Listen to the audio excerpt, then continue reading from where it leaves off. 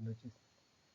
En este documento quisiera yo continuar con la explicación de los costos fijos, los costos variables y sobre todo el tema de la declaración del precio del gas que se usa en la generación eléctrica. Y al último tocar el tema del gestor, ¿no? La propuesta que han tenido para el tema de la declaración. Mi nombre es Luis Espinosa y cualquier cosa me puede escribir en ese correo. Muchas gracias. Bien. El uso del gas en el país son tres usos básicos, ¿no? El consumo interno, la exportación del gas y la reinyección. ¿Esto por qué se produce? Porque normalmente la producción trata de ser constante y la demanda no lo es. Entonces, sobre todo la demanda térmica del país. Entonces, ante eso existe un cierre que es la reinyección. Camisea es un yacimiento que desde un inicio ha reinyectado porque su nivel de producción es mucho mayor que el consumo, dado que lo valioso en Camisea son los líquidos. ¿Ya? Y esta reinyección le permite mantener la producción. Entonces Camisea, si uno lo ve de esa forma, el gas seco es un subproducto de los líquidos. Por lo tanto, el gas seco tiene un precio marginal dependiendo del mercado donde se coloca. Y si es que se tiene mucha reinyección, su costo marginal es muy bajo o su valor marginal es muy bajo. Una central térmica, tal como la había visto, cuando compra todo el gas de forma variable, tiene esta forma de costos. En el eje horizontal teníamos los megavatios o el factor de planta y en el eje vertical los dólares que pagaría en un mes. Esta es una central de 100 megavatios, ¿no? Entonces aquí he dividido en tres partes, ¿no? 100 megavatios, 50 y 0 megavatios. El gas es variable, por eso que se ve esa forma de triángulo. Luego, el transporte también es variable. Cuando se consume 0, se paga 0. Y la distribución también es variable. Esta es la forma en que la mayoría de los generadores lo quisiera pagar el gas, todo variable. Entonces, cada parte tiene su propia pendiente. La pendiente del gas es 11, ya dado por el precio del gas por el consumo específico. La pendiente del transporte o costo variable igual a 7, también dado por el consumo específico por el precio del transporte. Y la pendiente de la distribución es 2. Si uno suma esas tres pendientes, le da la pendiente total del precio del gas o del costo variable del gas, que es $20 el megavatio hora. Pero hay centrales que no compran todo variable, compran una parte fija, ¿ya? Sobre todo el transporte y la distribución es fija. Entonces aquí manteniendo los dos ejes, los megavatios y el dinero facturado para tres niveles de potencia, digamos, podemos asumir de que hasta el 50%, hasta la mitad, es como que todo el transporte y la molécula o el gas está pagado como fijo. Entonces se tendría una línea horizontal. El gas es fijo, pero a partir de 50 megavatios o de la mitad de la central, el gas ya es variable, ¿ya? Porque ya se pagó el T-Corpay, a partir de ahí comienza a subir. Entonces se tiene esa rampa. Dense cuenta que la línea roja parte del origen, tiene la pendiente del costo variable del gas. ¿Ya? Mientras que el transporte es fijo y la distribución, se dan cuenta que es paralelo, o sea, que la forma de la curva de costos totales es porque el transporte y la distribución son fijos y se han agregado a los costos del gas. Entonces, uno podría decir que en la parte que es horizontal totalmente el costo variable es 0, ya lo habíamos visto. Y cuando tiene una rampa, el costo variable es 11, dado por la molécula solamente. Entonces, es como si tuviera dos rampas, dos costos variables. A la mitad, hasta la mitad de la producción es 1, y desde la mitad hasta 100 es otro costo variable. Ya, esto se produce cuando tienen un take or pay que no es el 100%, sino está por la mitad más o menos del tamaño de la máquina. ¿Ya? Aquí se ve la pendiente, son paralelas, ¿no? La pendiente de la molécula es la que da la pendiente al gas, pero solo a partir de 50 megavatios, antes de cero. Entonces, ¿qué se podría hacer? ¿Qué lógica nos lleva a esto? Grafiquemos los costos marginales. Acuérdense, el costo marginal tiene dólar megavatio hora en la vertical y en la horizontal son los megavatios o el factor de planta para tres tamaños. ¿Ya? Es como que 50 megavatios la mitad. Entonces, a partir de 50 hasta 100, el costo variable era 11, que es el costo variable de la molécula. ¿Ya? Mientras que antes, cuando el gas es fijo, cuando todo es fijo, el costo variable es cero. Entonces tiene esta forma de peldaño.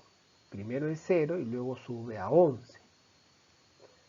Entonces es como si tuviéramos dos centrales, una central con costo variable 0 y otra central con costo variable 11. Entonces puede ser un truco de cada central dividirlo en función de su contrato como si fueran centrales separadas. ¿Ya? Entonces primero va a producir la central que tiene costo variable 0 y después produciría la que tiene el siguiente y así sucesivamente. Esta es una forma de optimización, así normalmente lo hacen los modelos. ¿Ya? Pero también conlleva un problema que es cómo le pagamos los costos del transporte, porque cuando el costo variable es 0, no importa si la central es un ciclo simple o un ciclo combinado. No importa el rendimiento, es 0. Entonces, ¿cómo decido entre una central y otra? Porque a veces la demanda no es suficiente. Entonces, esos son los problemas que tiene cuando tiene muchos costos fijos. Y aquí yo discuto qué es lo que pasa con la política que el ministerio sacó sobre el precio mínimo del gas. Ante tanto reclamo, se creó un precio mínimo del gas. Ya. Dentro de la misma curva de costos marginales. ¿Ya? ¿Qué hemos visto? Que a 50 megavatios hacia adelante, hacia la derecha, hacia hasta los 100, el costo variable es 11. Ese es el verdadero costo marginal de la máquina. 0 a la izquierda, o sea, de 0 a 50 es 0 el costo variable y de 50 a 100 es 11. ¿Ya? Pero el ministerio dijo, no, tu costo mínimo es el take or pay, o sea, o el 50% por el precio del gas, lo que da 5,5. O sea, es como si hubiera hallado el mínimo del costo variable. O sea, el promedio del costo variable desde 0 hasta 100. Ya. Eso está mal. Se nota claramente que es diferente. En promedio son lo mismo, pero es diferente. Porque la máquina realmente en los primeros 50 megavatios tiene un costo marginal de 0 y después tiene 11. ¿Ya? Ese es lo que yo llamo el criterio del precio mínimo contra el verdadero criterio. ¿Ya? Entonces es un tema que no se contempla. Entonces, muy bien, los agentes lo han aceptado. ¿Okay? Ya, dentro del criterio mínimo, hace unos días se produjo una declaración de precio. Esta es la declaración que han dado las centrales, cada una de las máquinas. ¿No? En total tenemos 4.253 megavatios. ¿Okay? Y estos tenemos 3.793 megavatios en camisea, que es el 90% de las máquinas, y 284 en Piura, y la diferencia la tenemos en Aguaitía, 176 megavatios. ¿No? Cada uno declara un precio, no solamente camisea declara, el resto también declara. Todos compiten.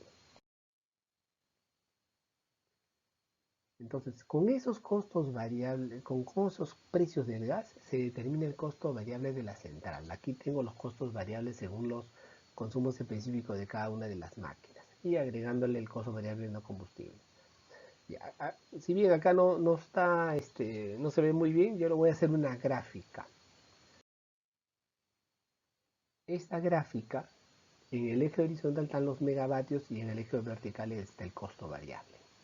La línea azul representa cómo el costo variable va cambiando en función de los megavatios ofertados. Esta línea azul se llama la curva de oferta. ¿Ya? O sea, en economía uno tiene que juntar la oferta con la demanda para sacar el precio de mercado.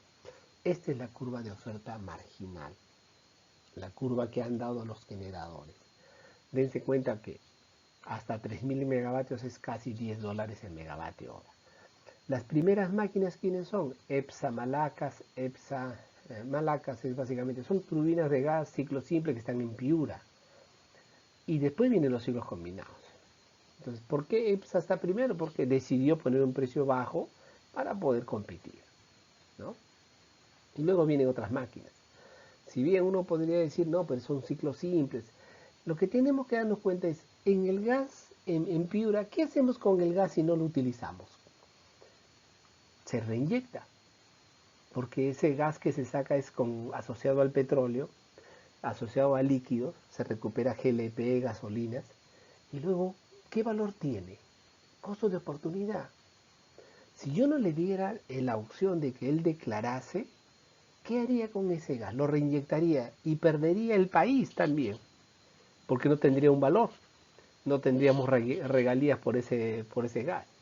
Entonces, la declaración tiene ese fin, permitir que compitan. Si bien uno puede decir, no, que hay ciertas distorsiones o ciertas cosas que no funcionan bien, muy bien, ya, pero desde cuenta, hay dos actores que no son Camisea, que es Piura y que es Agüitía.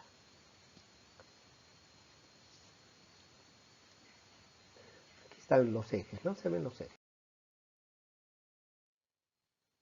Y aquí por último vamos a ver el tema de qué buscó el ministerio con el tema del gestor del gas, ¿no? O sea, quiso convertir un precio o unos contratos en un costo medio, ¿no?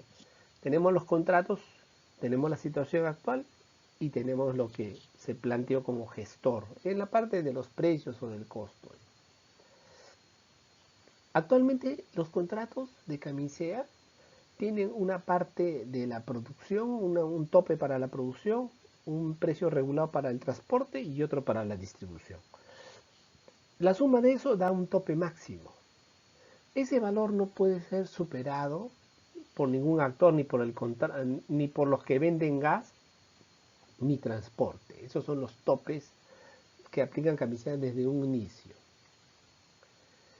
Ocinermin, cuando calcula la tarifa de barra, ¿ya?, toma los mismos precios del productor, ¿ya?, pero en el transporte y la distribución toma el 90% de lo que ha regulado, porque asume que solamente el 90% puede ser variable y el otro 10% es parte fija. Esa es la primera asunción de hace muchos años. Pero hoy día, cuando se hace el despacho, se hace una declaración y la declaración de los actores no puede superar el tope máximo. Ya, solamente esto aplica para Camisea, no aplica para las otras cuencas, ¿no?, al norte ni a Guaitía. Entonces, el gestor, por ejemplo, no cambió para nada, o sea, la propuesta del gestor, la tarifa de barra de Ocinemig lo mantiene igual. Lo que quiere es cambiar cuál es el precio del gas que se usa en el despacho. Entonces, ¿qué propuso? Que se tome el costo medio. Quiere decir, se tome las facturas de Pluspetrol, de TGP, de todos ellos, se sume y se divide entre el volumen consumido. Ese se llama costo medio. Es sinónimo a poner el tope máximo entre factor de carga. Factor de carga es cuánto yo utilizo en mi instalación. Entonces, si yo tengo un factor de carga de 50%, verdaderamente el costo medio es el doble del tope máximo. Si es 75%, es 4 tercios. ¿Ya? Entonces, superaría siempre el tope máximo. Por lo tanto, tendría costos variables por encima de lo que hoy día se tiene. Y por último es, ¿cuándo se determina el costo medio? Cuando uno conoce los volúmenes. Pero si uno no conoce el volumen, no lo puede determinar. Entonces, este es el problema que tiene. El mayor problema es que es indeterminable, al menos que uno conozca la producción. Por lo tanto, no se puede usar para el despacho. Esa es la razón de no poder usar costos medios. Y por último, no es igual costo variable que costo medio. O sea, ya lo he demostrado. No es lo mismo. Entonces ahí tenemos un gran problema. Ya, muchas gracias.